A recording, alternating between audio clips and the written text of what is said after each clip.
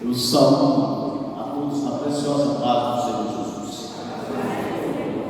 Quero dizer da minha alegria e estar mais uma vez a ministrar a palavra de Deus neste workshop ou workshop. Quero louvar a Deus pela vida da igreja, louvar a Deus pela vida do ministério, esse ministério aqui de forma brilhante tem buscado apresentar aos seus fiéis, aos seus participantes, o aprendizado da palavra de Deus, seus membros, Louvar a Deus pela vida do nosso pastor presidente, Laerte, que é um presente não só para a videira, mas para a educação cristã no Brasil. Pastor José Laerte, acredito que teologicamente ainda haverá uma grande ascensão do seu nome a nível nacional, pois o talento, a capacidade que Deus já deu. Quero louvar a Deus pela vida dos companheiros, professores, mestres e amigos. Deus abençoe a todos. E a minha pretinha, a mulher mais linda do planeta Terra. E eu também, segundo minha mãe, sou o mais bonito. Só minha mãe falou isso até hoje, eu acredito nela. Glória a Deus. Meus amados, o estado intermediário é a nossa palestra de hoje. Eu irei fazer, usando a mesma metodologia da aula passada, irei apresentar a primeira aula e, antes de encerrarmos a primeira parte, eu estarei indicando alguns livros que vão ajudar dentro do assunto. Tá? Alguns livros que vão ajudar. Não são os mesmos que eu trouxe na aula passada, mas estão dentro do mesmo contexto e mais precisamente sobre o estado intermediário, sobre a imortalidade da alma. E então, deixarei o tempo para perguntas, tá bom? Os amados podem fazer suas perguntas. Se eu não tiver as respostas, eu recorro aos universitários, que na verdade são os docentes, universitário que sou. Deus abençoe, em nome de Jesus. Queridos, o estado intermediário. Vamos lá, o que é o estado intermediário? Para que nós falemos do estado intermediário, detalhe, página 34 da apostila, inicia-se a nossa palestra, tá? Os slides, nós temos resumo e alguns elementos extra apostila, mas dentro do contexto da apostila. Tudo que é falado aqui está na apostila, que por sinal a apostila trabalha muito bem a questão. O que é o estado intermediário? É o estado em que se encontram as almas dos que morrem, para onde irão e como se encontrarão lá entre a morte e a ressurreição. Isso é um resumo sintético do estado intermediário. Veja bem, nós morremos, o ser humano morre, isso é um fato, e há na Bíblia uma promessa de ressurreição. No entanto, entre a morte e a ressurreição, para onde vão as almas dos que morrem? Os que morrem, o homem tem uma alma imortal? Ou morrendo o homem morre tudo? Tudo isso será respondido nesta palestra.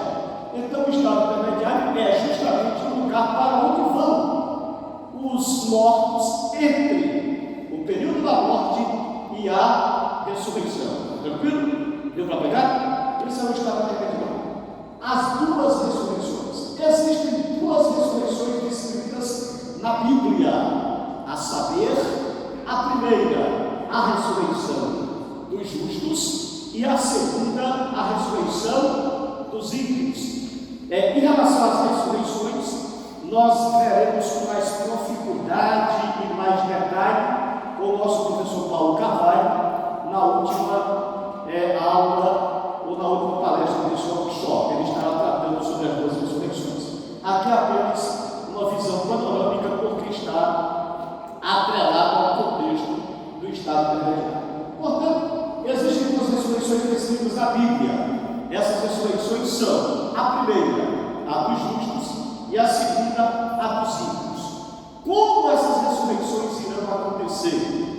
A ressurreição dos justos. A ressurreição dos justos dá-se-á em 3 etapas.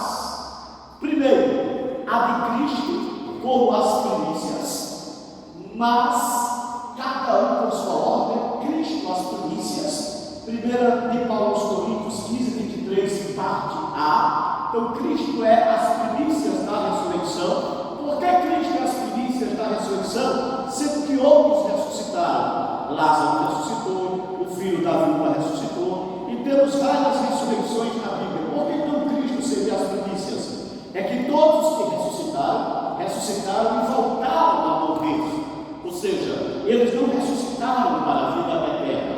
Ressuscitaram, voltaram às suas vidas físicas e voltaram a morrer. Na verdade, se deram com eles os milagres, ou se deu com eles o chamado milagre da ressurreição.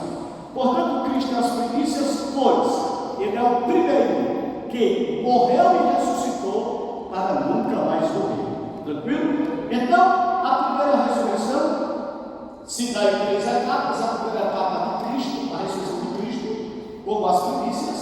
A segunda etapa, a ressurreição da igreja, que acontecerá no arrebatamento. Depois, os que são de Cristo na sua vida, primeiro de Paulo aos Coríntios 15:23, parte B. Observe que esse mesmo versículo ele fala das 2 etapas: a primeira, a de Cristo, e a segunda, a dos que são de Cristo na sua vinda, isto é, o arrebatamento. E a terceira é a dos santos da grande tribulação, pela ocasião da segunda fase da volta de Jesus. Já vimos que existem 2 fases para a volta de Jesus. Na primeira, ele arrebata a igreja, leva para o céu, e os mortos em Cristo ressuscitarão.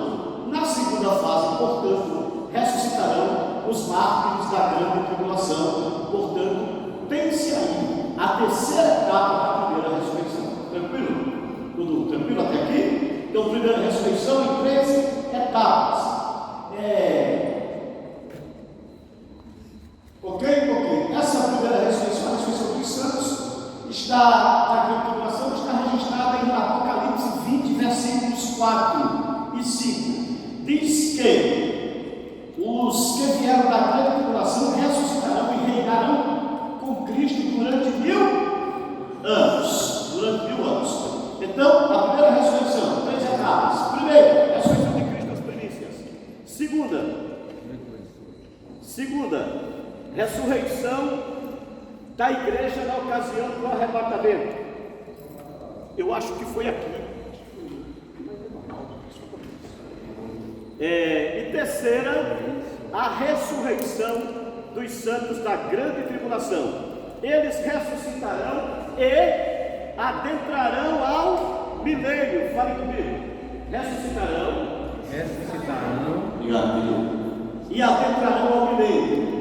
Quando acabar as 3 etapas da primeira ressurreição, que será depois da grande tribulação, na segunda fase da volta de Jesus, então eles ressuscitarão e iniciarão o milênio. Eu não coloquei ali, irmãos, eu acho que foi dislexo de minha parte, mas alguém poderia ler para mim Apocalipse capítulo 20, versículo 4, por favor, Apocalipse 24 e 5, que é onde os irmãos verão a base para esta fala. Se quem pegar primeiro pode fazer a leitura. Apocalipse 20, versículo 4. E vi tronos, e aceitaram-se sobre eles aqueles a quem foi dado o poder de julgar.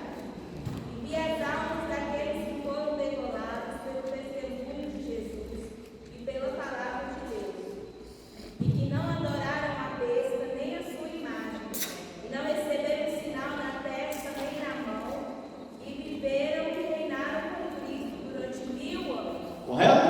E vi almas daqueles que foram mortos por causa da palavra de Deus, que não adoraram a imagem da besta e não receberam o seu sinal. Portanto, os santos da grande tribulação viveram e reinaram com Cristo 1000 anos. Então, dá-se-á o milênio. Observação parentética. O que é observação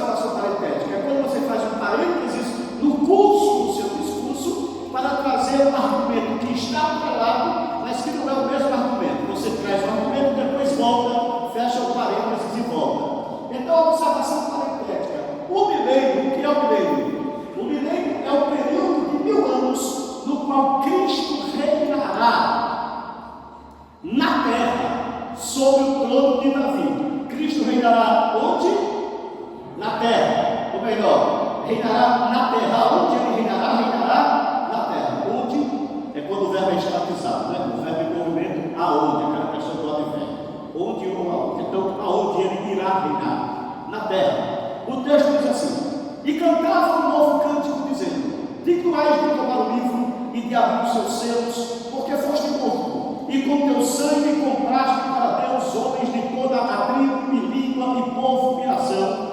E para o nosso Deus os constituíste reino e sacerdotes, e reinarão sobre a terra. Portanto, o milênio será na terra. Porque eis que eu crio, nesta ocasião do milênio irão se cumprir as seguintes profecias.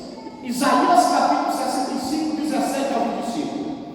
Porque eis que eu crio céus novos e nova terra, e não haverá lembranças das coisas passadas, nem mais se recordarão, mas vós folgareis e exultareis perpetuamente no que eu crio, porque eis que crio para Jerusalém alegria e para o seu povo gozo, e folgareis em Jerusalém, e exultarei no meu povo, e nunca mais se ouvirá dela a voz do choro, nem a voz do clamor, não haverá mais dela criança de poucos dias, nem velho que não cumpra os seus dias, porque o jovem morrerá de 100 anos, mas o pecador de 100 anos será amaldiçoado. Isso acontecerá no milênio, tá, amados? E edificarão casas e as habitarão, plantarão vinhas e comerão o seu fruto, não edificarão para que outros habitem, não plantarão para que outros comam, porque os dias do meu povo serão como os dias da árvore. Aquela longevidade que existiu no Éden, ela voltará no milênio. Não trabalhou de mal, nem terão filhos para perturbação, porque são a semente bendita do Senhor, e os seus descendentes com eles. E será que, antes que clamem, eu responderei? Estando eles ainda falando, eu os ouvirei. Olha que lindo: o lobo e o cordeiro se apacentarão juntos, e o leão comerá palha como o boi, e pó será a comida da serpente. Não farão mal nem dano algum em todo o meu santo monte, diz o Senhor. Ou seja, a ferocidade dos animais será tirada durante o período milenial ou milenal de Cristo na terra. Mais um texto, Isaías 62, 22 e 21. Porque, como os céus novos e a terra nova que hei de fazer estarão diante de minha face, diz o Senhor, assim até está a vossa posteridade e o vosso nome. E será que, desde uma festa da lua nova até outra, e desde um sábado até outro, virá toda a carne a adorar perante mim, diz o Senhor, e sairão e verão os corpos mortos dos homens que prevaricaram contra mim. Esses corpos mortos aqui são os corpos dos que serão mortos na batalha de Armagedon, depois da grande tribulação, quando Cristo voltar na segunda fase, ok? A batalha de Armagedon, Apocalipse 16 vai estar falando sobre isso. O nosso professor William falou isso em aulas anteriores. E sairão os corpos dos homens que prevaricaram contra mim, porque o seu ferro nunca morrerá, nem o seu fogo se apagará, e será um horror para toda a carne. Olha só mais um texto, Zacarias 17, 14, 17 a 20. E acontecerá que, se alguma das famílias da terra não subir a Jerusalém, isso é durante o milênio, Jesus estará reinando em Jerusalém. Jerusalém será a capital do mundo. Cristo estará reinando lá, se cumprirá Zacarias 14, que diz: naquele dia, quando ele voltar na segunda fase, estarão seus pés sobre os montes das oliveiras. E acontecerá que, se alguma das famílias da terra não subir a Jerusalém para adorar o rei, o Senhor dos exércitos, não virá sobre ela a chuva. E se a família dos egípcios não subir nem vier, virá sobre ela a praga com que o Senhor ferirá as nações que não subirem a celebrar as festas das cabanas. O templo que será reconstruído no período da grande tribulação, Jesus, os judeus voltarão a utilizá-lo durante o milênio. Olha só mais uma profecia que irá se cumprir, mostrando que o milênio será na terra. Do incremento deste principado e da paz não haverá fim, sobre o trono de Davi e no seu reino, para o firmar e o fortificar em juízo e justiça, desde agora e para sempre. O zelo do Senhor dos exércitos fará isto. Então é a promessa do reino perpétuo sobre o trono de Davi. Deus sempre veio ratificando essa promessa à luz ou no decurso da história escatológica do povo judeu, de que o trono de Davi perpetuamente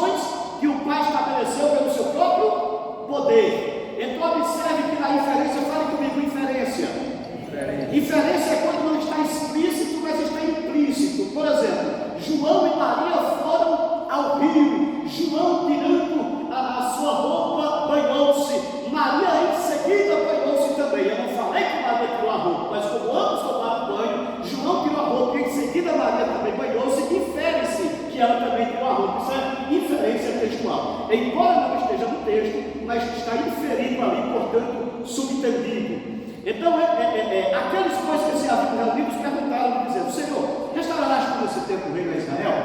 Jesus não falou que não restauraria, ele só falou em relação ao tempo. Ele disse: não nos compete saber os tempos e as épocas que o Pai estabeleceu pelo seu próprio poder. Ou seja, o reino será restaurado, só não nos compete saber os tempos e as épocas, ratificando a promessa do anjo, que é a promessa de Zacarias, que é a promessa de Isaías, que é a promessa, inúmeras promessas veterotestamentárias. Ok? Portanto, o milênio será na terra. A igreja reinará também com Cristo. Quem reinará com Cristo na terra? A igreja. E ao que vencer e guardar até o fim as minhas obras, eu lhe darei poder sobre as nações, e com vara de ferro as regerá ou governará, e serão quebradas como vasos de oleiro, como também recebi de meu Pai. Apocalipse 2, 26 e 27. Portanto, a igreja reinará sobre as nações. E veio o primeiro dizendo, olha a parábola das 10 minas, e veio o primeiro dizendo: Senhor, a tua mina rendeu 10 minas. E ele lhe disse: bem está, servo bom, porque no mínimo foste fiel, sobre 10 cidades terás autoridade. Isso quando ele vier no seu reino, mostrando a igreja reinando sobre a terra durante o milênio, com muita praticidade. Jesus faz isso. E vem o segundo dizendo: Senhor, a tua mina rendeu 5 minas. E a este disse também: se tu também sobre 5 cidades. Como vimos na aula passada, portanto, resumindo, a igreja reinará, o milênio será na terra, será para o povo de Israel, mas a igreja também reinará com Cristo. Olha que coisa linda. E sabe o que Jesus falou em outra ocasião? Não sabeis vós que vocês hão de julgar as 12 tribos de Israel. Jesus disse assim: quando na regeneração o Filho do Homem vier na sua glória, vós vos assentareis em 12 tronos, falando aos apóstolos, para julgar as 12 tribos de Israel. É o reino da igreja, é o reino de Cristo sobre Israel, e a igreja exercendo a judicatura. Fale comigo: seremos governantes? Eu não sei se você é governado, é bem provável que eu não seja, mas essa é a promessa do milênio. Como vimos na aula passada, a igreja e Israel são povos diferentes no plano escatológico de Deus.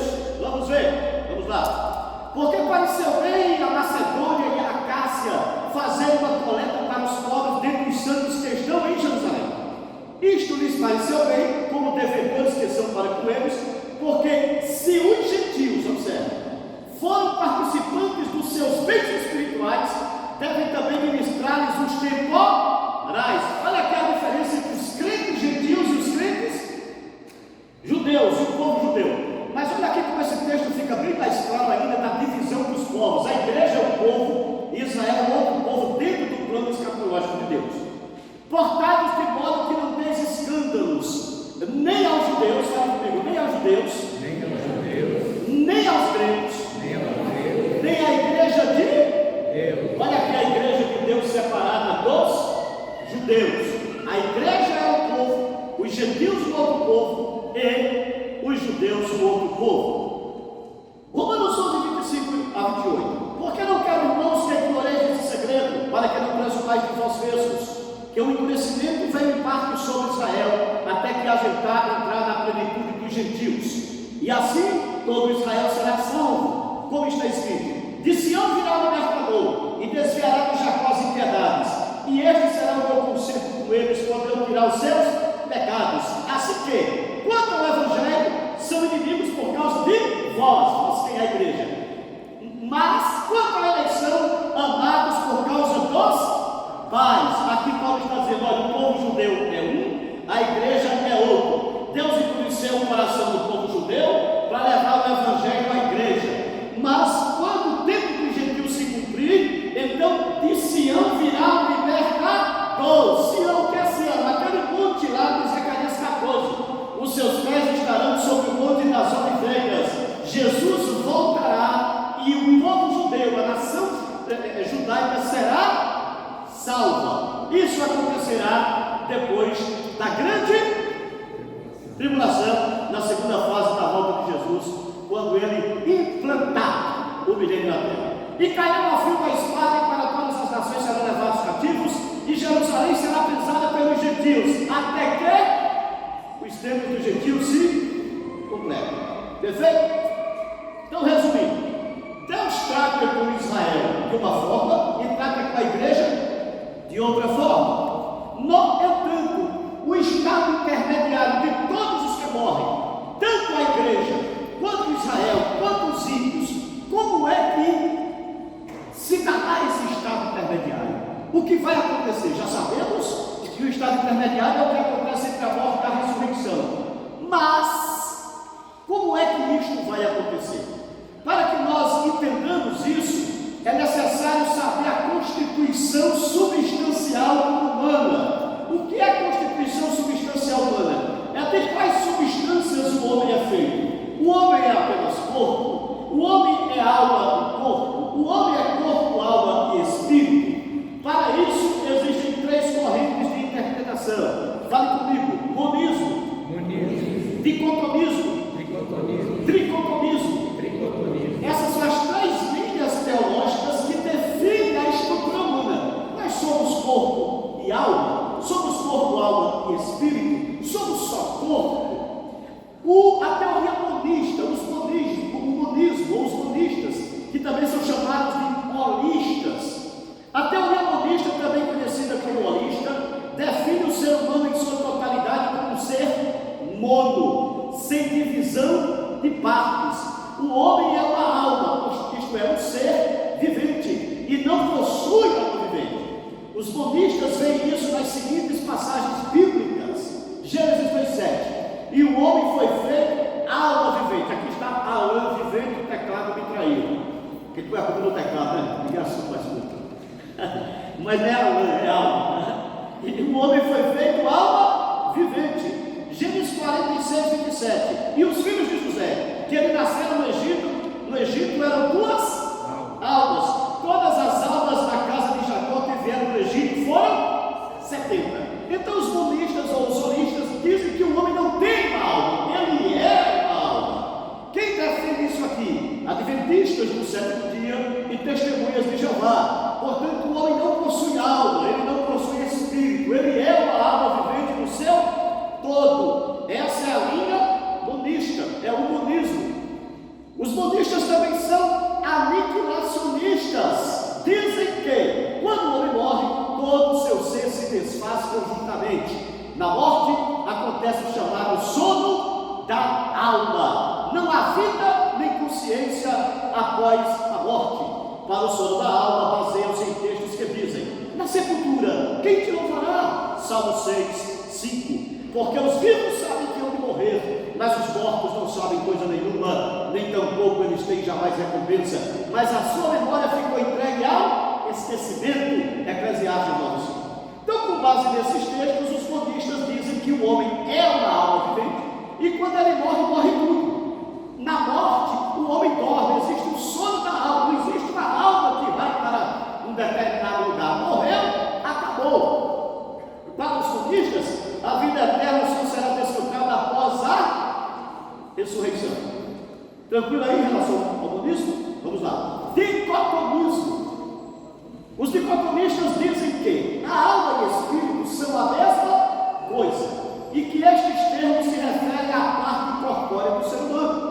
O ser humano, portanto, é constituído de corpo, vida física, e alma e espírito, vida e substância espiritual. O que são os dicotomistas?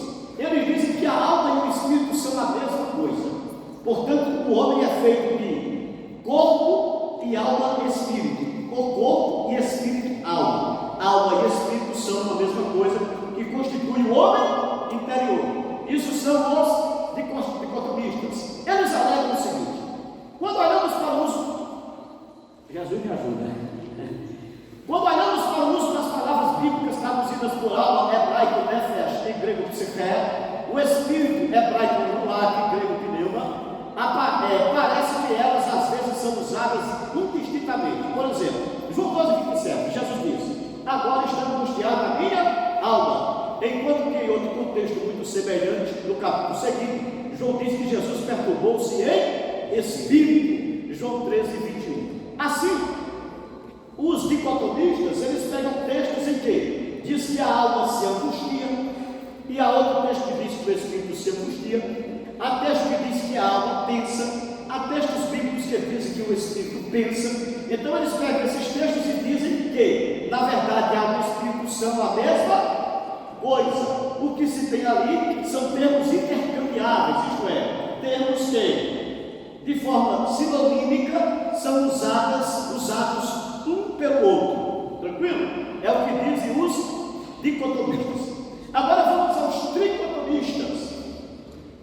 Os tricotomistas defendem que o ser humano é composto de 3 substâncias: a saber, espírito, que se comunica e adora a Deus; alma, a sede das emoções e das sensações, bem como do intelecto; e o corpo, parte física que aloja, isto é, o invólucro da alma, aloja a alma e o espírito. Os tricotomistas já dizem que que o ser humano é composto de espírito, alma e corpo. O espírito adora a Deus, se relaciona com Deus; a alma pensa, se emociona; e corpo é esse invólucro, esse elemento físico aqui que aloja a alma e o espírito. Textos base para os tricotomistas: e o mesmo Deus de paz vos santifica em tudo, e todo o vosso espírito, e alma, e corpo sejam plenamente conservados, irrepreensíveis, para a vinda de nosso Senhor Jesus Cristo. 1 Tessalonicenses 5:23. Outro texto: porque a palavra de Deus é viva e eficaz, e mais penetrante do que qualquer espada de 2 gumes, e penetra até a divisão da alma e do espírito, e das juntas e medulas, e é apta para discernir os pensamentos e intenções do coração. Portanto, aqui estão textos que falam que o homem é espírito, alma e corpo. São 3 substâncias. É esta visão, a visão assembleiana, a visão que nós defendemos, e acreditamos que esta seja a visão bíblica. A visão bíblica. Uma prova disso, só fazendo aqui uma pequena análise bem sintetizada. Olha o texto de 1 Tessalonicenses 5:23, diz assim: e o mesmo Deus de Pai nos santifique em tudo, e todo vosso, fale comigo, espírito, fale comigo, alma, corpo. Essa repetição da conjunção e em grego cai. A repetição da conjunção é chamada de polissínteto. Fale comigo, polissínteto. É uma figura, uma estrutura de sintaxe, uma estrutura gramatical sintática que vai apresentar a repetição da conjunção, na qual 3 elementos são distintos e possuem a mesma categoria sintática, isto é, o mesmo sentido. Portanto, com base no polissímbico aqui, indiscutivelmente, o homem é espírito, alma e corpo. Portanto, tricotômico. Tranquilo? Tudo bem até aí? A linha defendida pela Assembleia de Deus é tricotomista. Somos tricotômicos. Perfeito? Então já sabemos que somos espírito, alma e corpo. Passadas estas informações, quais conclusões podem ser tiradas? O homem possui uma substância imortal? Se sim, para onde vai essa substância? Após a morte física, para onde vai? Qual é o estado em que se encontra tal substância após esta morte? Veremos após o intervalo. Então, primeira aula para deixar. Mas não acaba não, até 20 e 50, né? Eu falei de indicar livros e deixar 10 minutos para as perguntas. Então, 8 minutos para a indicação de livros dentro do contexto e 10 minutos para as perguntas. Portanto, fazendo uma conclusão sintetizada da primeira aula: o homem é espírito, alma e corpo. Isso é fato conclusivo e concludente. Agora eu fui redundante, né? Porque aquilo que é conclusivo é concludente. Isso é fato. Na próxima aula nós iremos ver para onde vai a alma ou o espírito, ou a alma e o espírito dos que morrem. Eu vou fazer agora algumas indicações dentro desta primeira aula, tá? E no intervalo nós voltamos aí sim, voltamos com o desfecho final de para onde vão as almas dos que morrem, quer cristãos, quer não cristãos. Queridos, para entender um pouco do que foi falado aqui, eu vou apresentar alguns dicionários. Fale comigo, alguns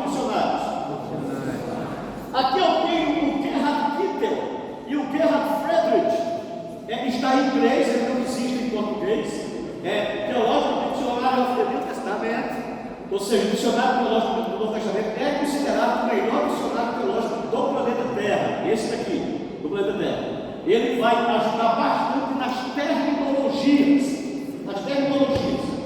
Nós temos aqui, para você entender o que vai ser falado mais à frente sobre o inferno, nós temos aqui dicionário de mitologia greco-romana, para entender o contexto mitológico de Hades, de Tártaro, de Queena, de Sheol. Esse dicionário aqui irá ajudar. Dicionário de mitologia greco-romana. Eu tenho aqui o meu amigo, professor e mestre Elias Soares de Moraes, dicionário etimológico de nomes bíblicos. Compre, é uma coleção de Elias Soares de Moraes espetacular. Dicionário etimológico de nomes bíblicos. Esse aqui é conhecido, é um dos dicionários bastante usados pelas Assembleias de Deus, dicionário VAI. Isso vai ajudar a entender as terminologias.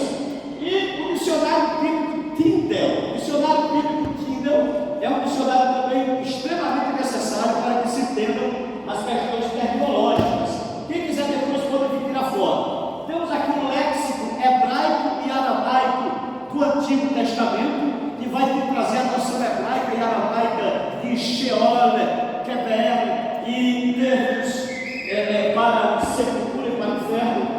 Léxico grego do Novo Testamento, que vai trazer as definições de Hades, Queena e Tártaro. O de hebraico está em hebraico e de grego está em grego. Precisa conhecer o hebraico e grego para poder examinar, mas já pode estudar com a gente o grego e o hebraico bíblico para dar marcha. Por sinal, que nós iremos iniciar aqui, tem o nosso curso de grego no Novo Testamento. Faz um curso de grego bíblico aqui. Matricule-se, você vai aprender grego. Com certeza, se você se dedicar, você vai sair um grande mestre da língua grega. E se você quiser aprender hebraico, o hebraico bíblico, 1, 2, 3 e 4, ali, no bacharel em teologia da Master. Para o hebraico bíblico, eu também sou professor da Master. Eu sou do grego, básico, médio e avançado, aqui na igreja e na Master, hebraico bíblico. Tá certo? Ali o nosso diretor, Paulo Carvalho de Moura. Novo dicionário da Bíblia, novo, mas é bem antigo, também vai ajudar nas questões tecnológicas. E o novo dicionário de teologia. Então, esses dicionários aqui, em relação às terminologias, eles vão ajudar bastante. Ok? Ok. Para entender o conceito de alma na cultura grega, eu apresento esse livro de Platão. Aqui você tem Fedro. Fedro é uma obra de Platão. Aqui ele vai tratar sobre a morte de Sócrates, e o meu pastor gosta muito de falar da cicuta, né? Que é o veneno de deram para que Sócrates morresse. E aqui vai trazer toda a ontologia almática de Platão. O que Platão, que os gregos pensavam sobre a alma, está aqui. Detalhe, escrito pelos próprios gregos. Então, não tem como você pegar a invenção de terceiros. Leia isso aqui. Na verdade, isso é uma coleção, me parece que são 56 livros. Acho que são isso. Eu possuo a coleção completa, mas esse aqui vai falar sobre a alma em Platão. Perfeito? Tranquilo? Tudo bem? Ressurreição do rei the grave. Isso aqui vai falar sobre ressurreição dentro de várias culturas, a ressurreição bíblica. E vai falar também sobre a origem da alma. Fala comigo, conhecendo as doutrinas da Bíblia. Primeira Pilma, aqui está toda a escatologia assembleiana de forma muito bem elaborada e dissecada. O meu pastor presidente sabe, conhece e possui as duas versões do seu possui, não possui. A antiga e a nova, essa é a antiga. Eu vou orar para alguém do lado nova. Aqui eu tenho perguntas difíceis de responder, também com o meu amigo Elias Soares de Moraes. Perguntas difíceis de responder. Esse livro aqui vai falar só sobre a imortalidade da alma. Só sobre a imortalidade da alma. E perguntas difíceis de responder, volume 3. Amados, talvez seja cansativo, mas isso é para você dar essa aula aqui, vai lhe ajudar. Você vai ler tudo isso aqui e no final você vai ter essa aula. Bem, se você quiser, você pode dar pela apostila também, que ela está completa. Meu pastor ele já trouxe tudo ali de uma forma muito bem preparada. Aqui vai perguntas difíceis de responder. Amados, o Senhor Jesus Cristo, que a maior defesa do decêncio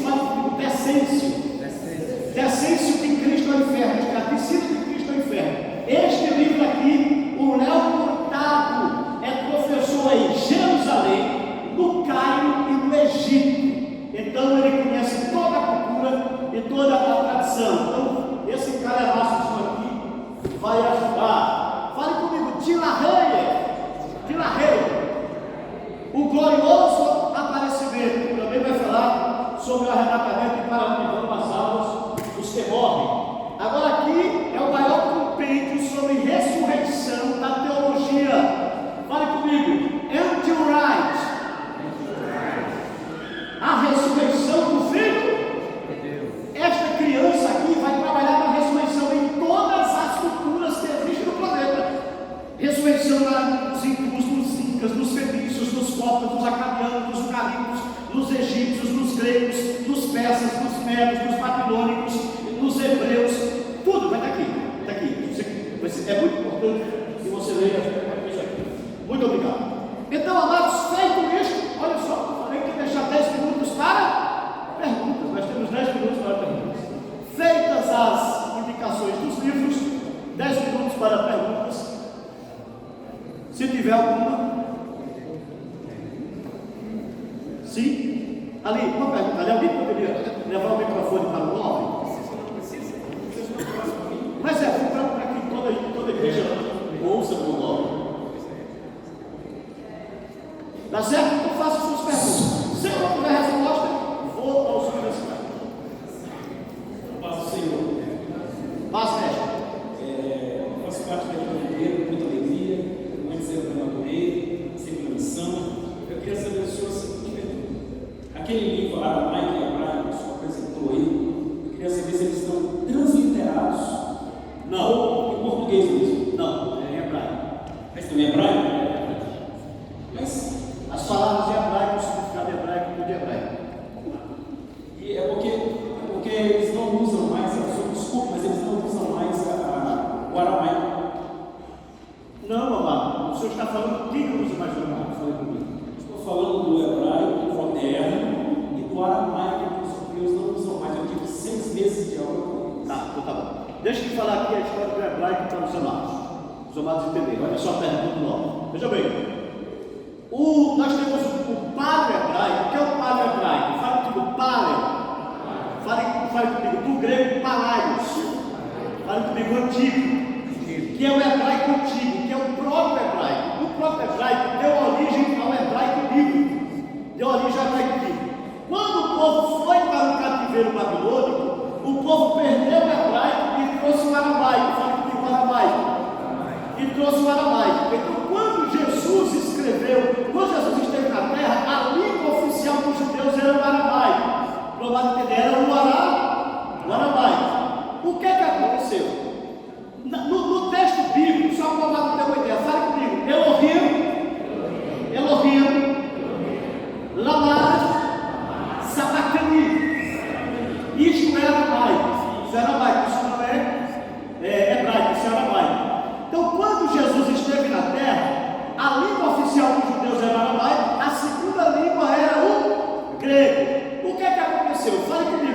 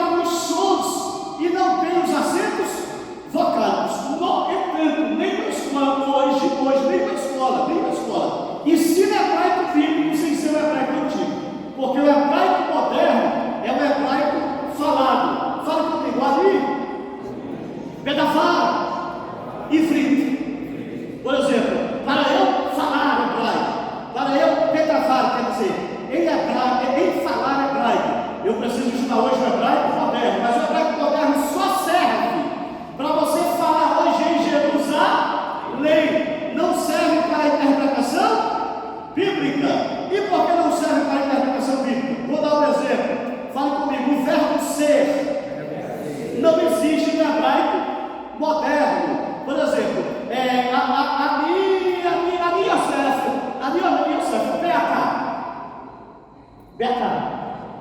Sim, a meu servo, Beata. O quê? O quê? O senhor falou em hebraico, né? Exato, eu estou perguntando em hebraico. Você está falando uma língua quase que eu não conheço. Ah, tá. Então eu falei. Tá, os irmãos respondem, mas eu estou falando em hebraico moderno. Sim, ali é hebraico moderno. Eu estudei hebraico bíblico e hoje sou, deixa eu falar para o senhor, e hoje sou estudante de hebraico moderno na Sarrafa, professora israelita. O senhor sabe quem estudou comigo? Quem estudou comigo? Levanta a mão aí para Jesus, assim, nosso vice-presidente. Eu sou professor de emprego, por isso. Não, eu falei isso com o hebraico também. E eu falei aqui agora hebraico moderno, eu falei hebraico bíblico. Falei hebraico moderno. Ali, Yosef, Beata. Para resumir, eu falei, por exemplo, eu sou José. E você? Abraão, Isaac e Jacó. Não, aí o senhor está citando nomes, Abraão, Isaac e Jacó. Mas mesmo assim, o Amado não citou em hebraico. Ó, o Amado não citou em hebraico. Irmão, só um minutinho, está bacana aqui, deixa eu mostrar. Mas o Amado não citou em hebraico. O Amado citou Abraão, hebraico, Isaac, hebraico. Aí o senhor falou, e Jacó. Jacó. Isso não é hebraico por quê? Porque não existe i em hebraico. E hebraico seria, fala comigo, Abraão, Isaac, Jacó. Isso sim é hebraico. Então, queridos, que Deus abençoe, Deus amados. Mais alguma pergunta? Aqui? Intervalo. Eu vou responder, meu pastor. Olha aqui, dá para responder, falando 2 minutos, dá para responder, meu pastor, rapidinho. Olha a pergunta aqui. Em que texto bíblico a Igreja Católica se baseia para interpretar, para defender a doutrina do purgatório? Olha só. Em que texto bíblico? São vários textos. Deixa eu apresentar os 2 principais. Primeiro texto bíblico, o texto do Sermão do Monte, quando Jesus diz assim: reconcilia-te depressa com o teu adversário, enquanto está no caminho com ele, para que não aconteça que o teu adversário te entregue ao oficial de justiça, o oficial de justiça te entregue ao juiz, o juiz te encerre na prisão. Digo-vos que não sairás de lá até que não pague o último centimo. Então, com base nesse texto, eles vão dizer que quando a pessoa morre em pecado, ele vai para a prisão, e depois que ele sofre na prisão, que é o purgatório, e quando ele pagar o último centimo, isto é, todos os seus pecados no purgatório, então ele sairá de lá e irá para o céu. O outro texto bíblico é aquele texto que nós falamos sobre o tribunal de Cristo, que diz que o fogo declarará quais são as obras de cada um, se paga, se fendo, se cobre, e o tal será salvo todavia como que pelo fogo. Eles vão dizer que esse é o fogo do purgatório. Aí estamos portanto os 2 textos basilares para usados pela Igreja Católica para defender a doutrina do purgatório. No entanto, não tem como a gente trazer uma explicação que possa refutar isso, mas eu vou trazer um texto que já resume. Hebreus 9, 26 e 27, 9 e 27. Enquanto a homem está ordenado morrer uma vez, vindo depois disso o juízo. O que Jesus fala no Sermão do Monte, fala comigo, analogia. São questões analógicas. Que Deus abençoe, intervalo, e voltaremos com a última fase da aula, e em seguida, depois dela, estaremos ouvindo cada cantora da Mara. Adorando o Senhor. Deus abençoe. Abi, muito obrigado por ter vindo. Muito bom.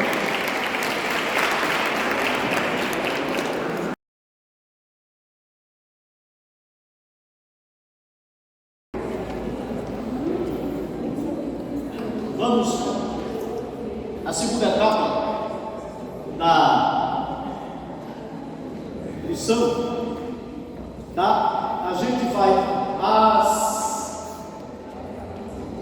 21h35, 21h40, eu encerro, que é para passar para a cantora, né, meu pastor? É assim mesmo? É isso? Para passar para a cantora e voltar ao trabalho a quem é de direito, ao nosso pastor, fale comigo, presidente. Pode falar de Caxias. Ela é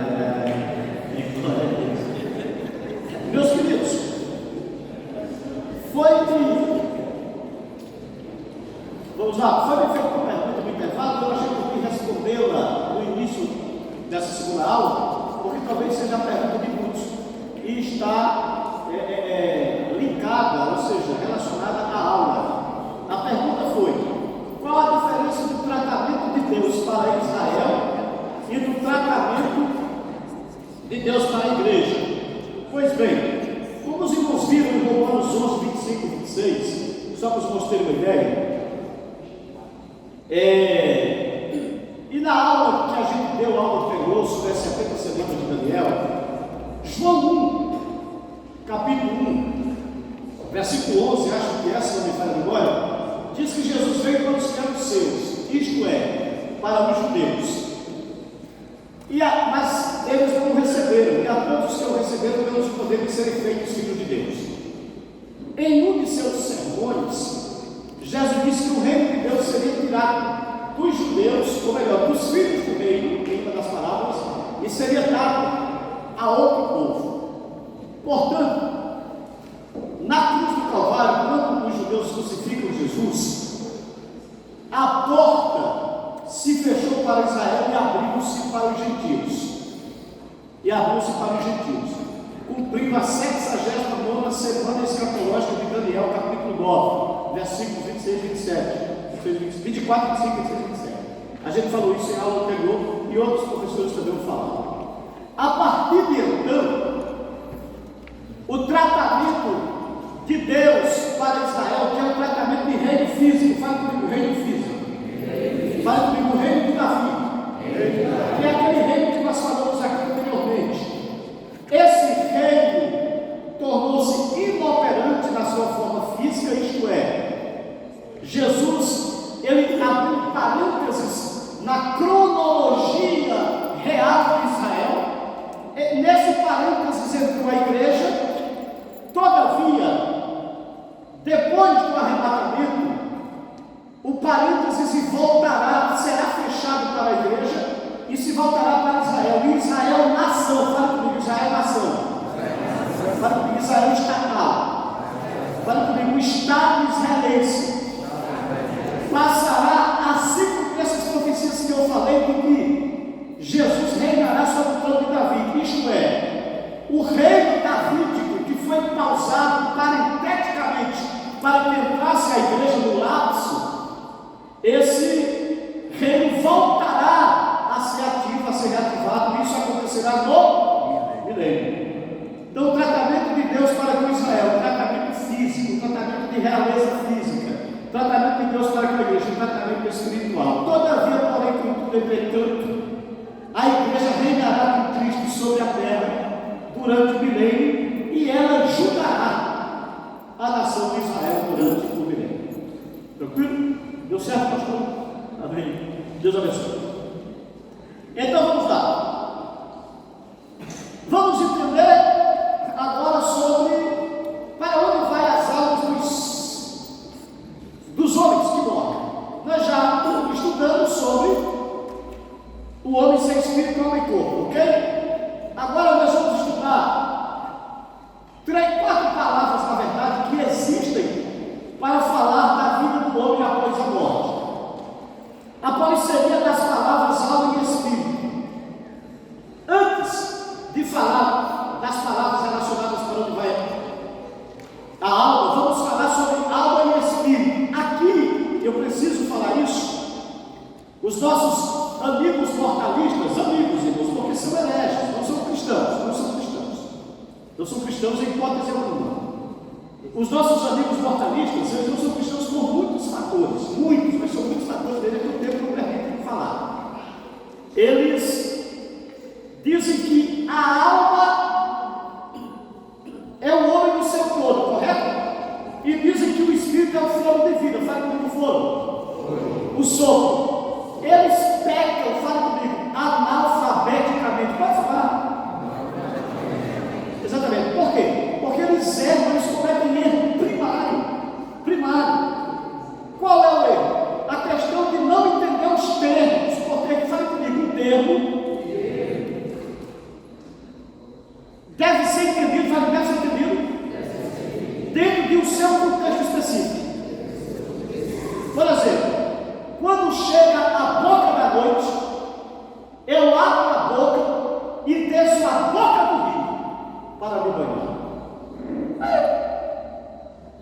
Quando chega a boca, tem a noite, tem boca. Como é que noite tem boca?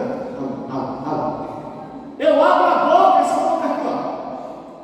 E entro na boca do rio. Olha só, para me pegar, estou usando uma palavra com 3 significados diferentes. É uma mesma palavra dentro do mesmo contexto. Fale comigo, homônimo. Fale comigo, parônimo. Existem homônimos e parônimos. O que são homônimos? São palavras com grafia e pronúncia semelhantes, mas com significados diferentes. E existe um outro elemento chamado de polissemia. Polissemia é um estudo lexicográfico da multiplicidade de significados ou sentidos de uma palavra. Aqui é a mesma palavra, diferente dos homônimos e diferente dos parônimos, a mesma palavra, mas com significados diferentes. Vamos ver a polissemia da palavra alma. A palavra alma, hebraico, nefesh, grego, psiché, possui uma larga gama de significados polissêmicos. Ou seja, a palavra é a mesma, não é o homônimo, é a mesma palavra, mas com significados polissêmicos diferentes. Tá? Vamos lá. O homem é uma alma vivente. Gênesis 2:7. E o homem foi feito alma vivente. No hebraico, Naase Radam Ferefesh Hayah. E o homem foi feito alma vivente. Homem feito alma vivente. Então o homem é uma alma vivente. O sangue é a alma ouvida do corpo. Qual a palavra ali? Alma, nefesh, ou psiché. Porque a alma da carne está no sangue, pelo que vos tenho dado sobre o altar, para fazer expiação pela vossa alma, porquanto é o sangue que fará expiação pela alma. Então aqui a alma é o sangue, olha a mesma palavra, mas com outro significado. A alma é a parte incorpórea do ser humano, que permanece viva após a morte do corpo. E não temais os que matam o corpo e não podem matar a alma. Temei antes aquele que pode fazer perecer no inferno a alma e o corpo. Então observe, o que é que o texto está dizendo? Não temais os que matam o corpo e não podem matar a alma. Isso significa dizer que o homicida, ele tira a vida de um indivíduo, o indivíduo automaticamente morre, mas ele matou apenas o corpo, mas permanece algo que ele não pode matar. Aqui você tem a alma como a parte incorpórea do ser humano que permanece viva após a morte do corpo. Tranquilo? A alma se emociona e pensa.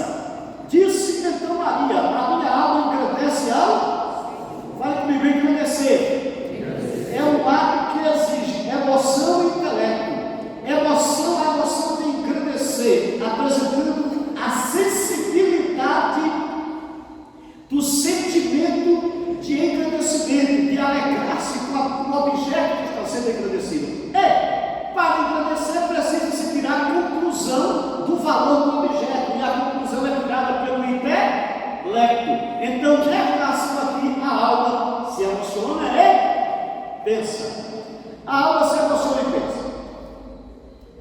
Ok? Então nós vemos aí, alma, o ser humano no seu todo é uma alma, o sangue é alma, e a alma permanece viva após a morte. Logo, deixa eu falar algo aqui para os irmãos, e cadê meu livro de exegese? Compra o livro de exegese bíblica, traga aí para mim, por favor, fazer minha propaganda.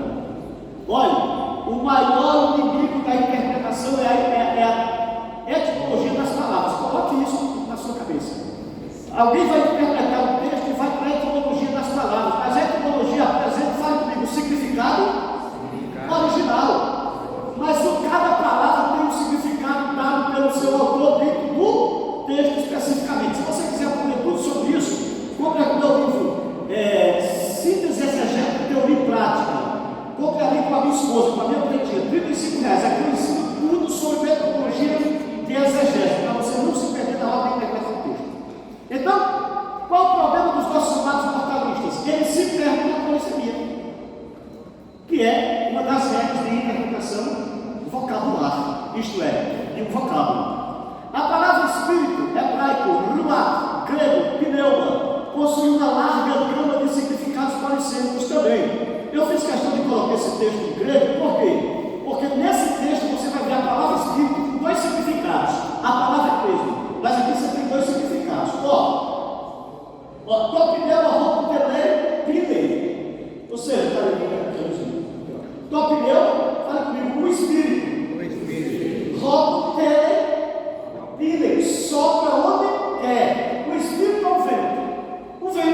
O vento sopra, porque isso aqui é o diálogo de Jesus com Nicodemus. Jesus fala para Nicodemus, o vento sopra onde quer, mas qual é a palavra que aparece? Pneu. Roupa, pneu. O vento sopra onde quer. Cai performando ao tu e a sua voz acues. Ouve-se a sua voz. Ouve-se, mas não sabe para onde cai, para onde vai, cai tu e paga. E onde vem, para onde vai. Rutas, pasmo, que menos é que tu pneu. Olha, acerca daquele que é nascido do Espírito. A palavra Espírito aqui é pneus e a palavra Espírito aqui é pneu. As duas palavras pneu. Essa daqui, no modo, no caso normativo, e essa no caso genitivo. Você tem a palavra Espírito aí, fala comigo, Espírito. Pneu. Se fosse hebraico, seria do ar. Na primeira parte do versículo, significando vento, e na segunda parte do versículo diz: mas o que é nascido do Espírito, nascido do pneu, ou seja, nascido do vento. Tem como? Não. Então o próprio texto vai exigir significado diferente do mesmo termo. Ou seja, Espírito pneu no sentido de vento e Espírito pneu no sentido de nascer do Espírito, isto é, nascer de Deus, nascer do Espírito de Deus. Então, os nossos amados vocalistas se perdem justamente por não, eu não sei se por não entender ou por não querer interpretar corretamente a polissemia. O vento é o Espírito, João 3,8. O fogo de vida é o Espírito, Gênesis 6,17. O Espírito se emociona, Lucas 1,47. O Espírito pensa, segundo Coríntios 2,11. O Espírito não possui carne nem osso, Lucas 24,39. Deus é Espírito. Rogar Deus pneu é Espírito, porque Deus é Espírito. É o que está escrito lá. Olha, Deus é vento. Deus é fogo, Deus é o ar que respiramos. Não é. Só precisamos entender que, se não entender realmente, de fato de verdade, de interpretação, de para interpretar a palavra, fale comigo. Etimologia, sinonimia, antonimia, paronomia, homonomia, lexicografia, semântica, e por aí vai. Aí você vai entender o peso. Já chega, né, irmãos? Se comprar o meu livro, lá tem essas orientações.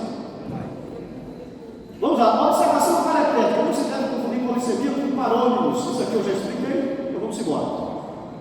Então já sabemos que a palavra Espírito, em alguns casos, é vento, em outros casos é o fogo de vida, mas também é a parte incorpórea do ser humano que pensa, que raciocina e que não morre, que não possui carne nem osso, correto? Correto. Definindo os termos, eu estou de olho ali. Existem duas palavras hebraicas e três gregas para designar o lugar para onde vão os ímpios, para onde vão os espíritos depois que morrem. Primeiro, já sabemos que o homem tem um espírito, agora vamos saber para onde vão: o espírito e a alma, ou o espírito e a alma, vocês sabem. O hebraico Sheol possui uma larga polissemia, igual à sepultura, mas se o Senhor criar alguma coisa nova e a terra abrir a sua boca e o estragar com tudo que é seu, e vivos descerem ao sepulcro, a palavra que aparece aqui é Sheol. Para lá, no contexto acima, vão os justos e os bons, e levantaram-se todos os filhos e todas as suas filhas para o consolarem. Recusou, porém, ser consolado e disse: na verdade, com choro engrandeceu meu filho até a sepultura. Isso aqui é Jacó dizendo que vai morrer, chorar até morrer, descer a sepultura, por causa de José que foi vendido pelos irmãos. Jacó pensava que José tinha sido comido por Félix. Qual a palavra que aparece aqui? Sheol. Lugar de castigo para os ímpios. Os ímpios serão lançados no inferno. A palavra aqui é Sheol. E todas as nações que se esquecem de Deus. Observe que os ímpios serão lançados no inferno. Quem será lançado nos infernos? Os ímpios. Olha, mas Jacó também não foi para o Sheol. E por que o texto está dizendo que os ímpios serão lançados lá e que algumas vezes você esquece de Deus? Porque Sheol aqui entra no contexto do conceito de castigo, que é o inferno. Tá bom? Tá bom. Vamos continuar. Essa é a palavra hebraica. Existem 3 palavras gregas. Fala comigo, Hades. É equivalente ao Sheol. Tudo que é dito de Sheol é dito de Hades na Septuaginta. Está por aqui a Septuaginta. Depois vocês quiserem ver. No entanto, o tormento ali é aclarado no Novo Testamento. Lucas 16, 23. Lucas 16, 23, a palavra do rico e Lázaro, que alguns veem ali como história real. Não vou entrar aqui no particular. Mas a verdade é que diz que o rico morreu e foi sepultado. E no Hades, estando em tormento, viu Abraão e Lázaro no seu seio. Então aqui você tem Hades, que é a representação da palavra hebraica Sheol, como lugar de tormento. É a antítese de céu. E tu, Cafarnaum, o que és até os céus? Serás abatido até os infernos. Ok? Vamos lá, vou continuar aqui. Outra palavra grega, Geena, fala comigo, Geena, que alguns pronunciam Geena.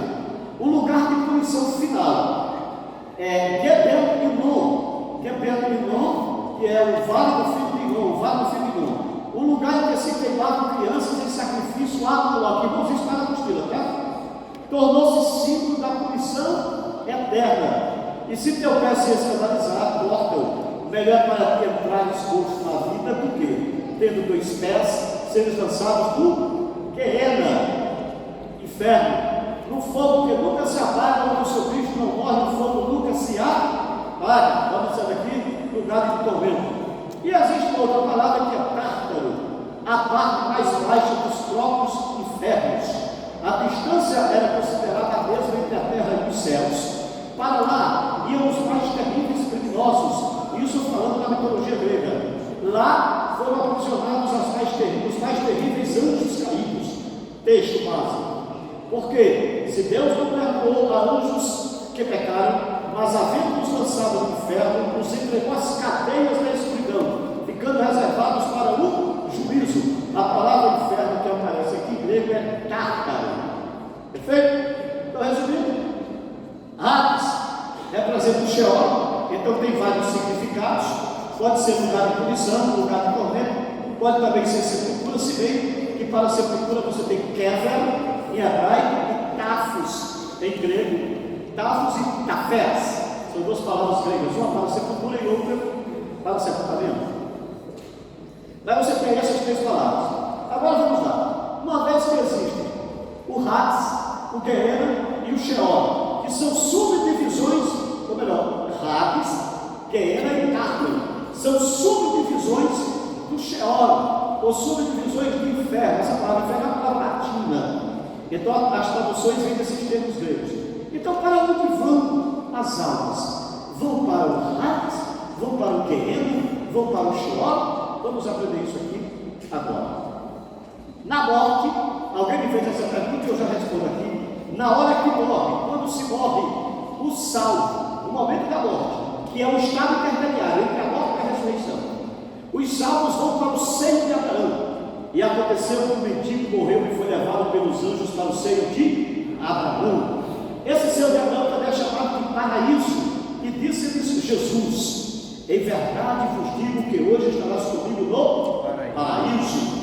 E havendo aberto o quinto selo, vi debaixo do altar as almas dos que foram mortos por amor à palavra de Deus e por amor do testemunho que deram. Paraíso, fala comigo, paraíso. Seio de Abraão e trono da glória são hebraísmos para representar os céus. Então observe que quando Lázaro morreu, foi levado pelos anjos para o seio de Abraão, que Jesus chama de paraíso, que Paulo, no seu arrebatamento em Coríntios capítulo 12, chama de terceiro céu, que conforme Apocalipse 6, fica debaixo do altar de Deus. Ou seja, seria a antessala do céu. Tranquilo?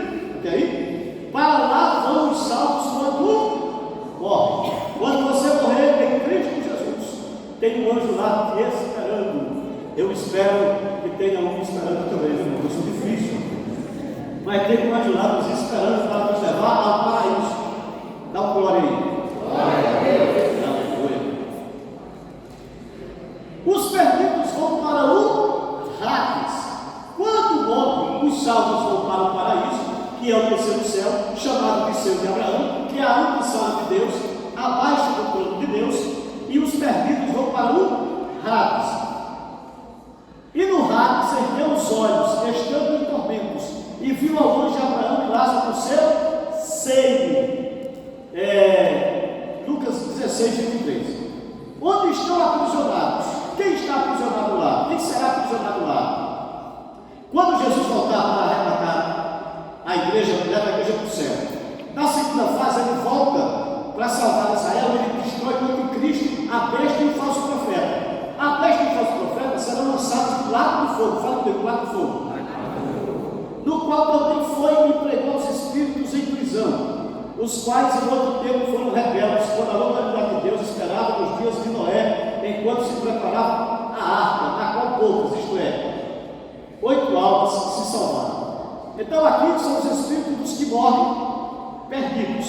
Eles vão para o Hades, que é um lugar de prisão, tá? Um dos compartimentos do inferno. Aqui não vai dar para trabalhar a questão de como era isso antes de Cristo e depois de Cristo, como ensina a doutrina assembleana de vida do tempo. Eu tenho 6 minutos para concluir. Mas eu acredito que o nosso pastor, nas doutrinas, aí no estudo de doutrina, ele vai ter elucidando muita coisa que falta, vai faltar muito mesmo. Nas minhas matérias mesmo, nas minhas disciplinas, falta muita coisa. Não tem como falar tudo isso nessas lições. O que é a morte? Morte não é extinção, morte é separação. Então, quando o homem morre, o seu espírito se separa do corpo. E existem 3 tipos de morte. Quais são? A morte espiritual. Jesus disse: deixe os mortos sepultarem os seus mortos. Tu, porém, vem e segue. Ora, como é que o morto ressuscita o morto? O morto só ressuscita o morto se ele estiver vivo. Como é que não é um morto vivo? É porque é morto espiritualmente e vivo fisicamente. Então aí você tem a morte espiritual. Existe a morte física, Hebreus 9, 27, quando nós vamos estar vendo morrer uma vez depois do juízo. E existe a morte eterna. Estes serão condenados à perdição eterna, longe da presença do Senhor, longe do seu poder e da sua glória. Segundo Tessalonicenses 1:9. Conclusão. Os amados entenderem aqui, para dar certo, tem que acabar no tempo certo. Conclusão: entre a morte e a ressurreição, os mortos vão para o estado intermediário, os salvos para o gozo e descanso no paraíso, que é o terceiro céu, que é o seio de Abraão, que é a sala do céu de Deus, que fica debaixo do altar, correto? E os perdidos vão para o Hades, isso na hora que morre. Ao ressuscitarem, os salvos receberão seus corpos transformados e entrarão na vida eterna. Os ímpios ressuscitarão para a perdição e vergonha eterna. E muitos dos que dormem no pó da terra ressuscitarão, uns para a vida eterna e outros para a vergonha e desprezo eterno, onde serão castigados para todo o sempre. Então dirá também aos que estiverem à sua esquerda: apartai-vos de mim, malditos, para o fogo eterno, preparado para o diabo e seus anjos. Porque tive fome e não me deste de comer, tive sede e não me deste de beber. Os irmãos conhecem o texto. Então, apartai-vos de mim, maldito, para o fogo fale comigo, para o fogo eterno. Aqui, aionons. Aqui você tem pirós, aionons, e você tem zoé, aionons.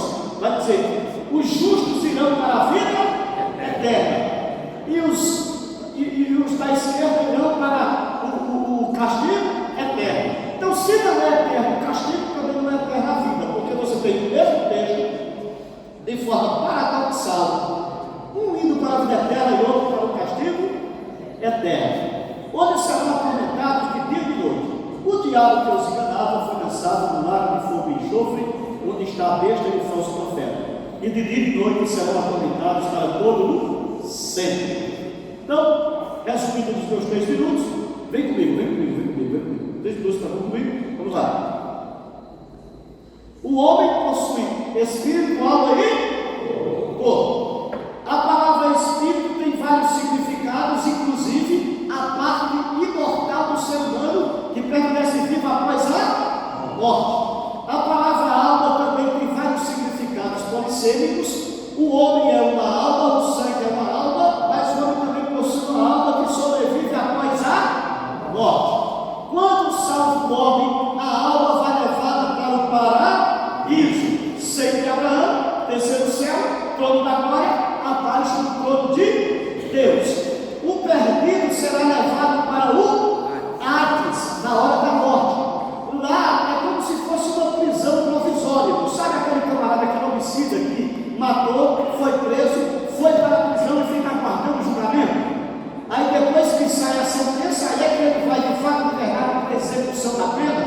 Então o Hades é essa prisão, é essa cadeia, aguardando o julgamento. Jesus veio, implanta o milênio na terra, fala comigo, depois do milênio, Satanás volta a enganar as nações, desce fogo do céu e consome Satanás em todo o mundo.